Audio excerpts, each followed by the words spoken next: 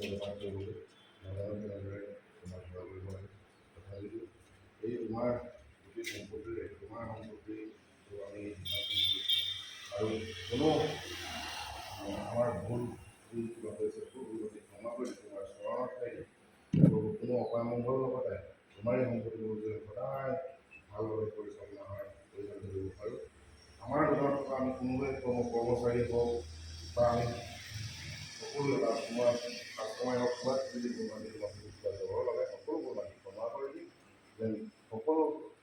তোমাৰেই সম্পত্তি তোমাৰেই তোমাৰেই সৃষ্টি আমাৰ মাত্ৰ আমি পৰিচালনা নিজেই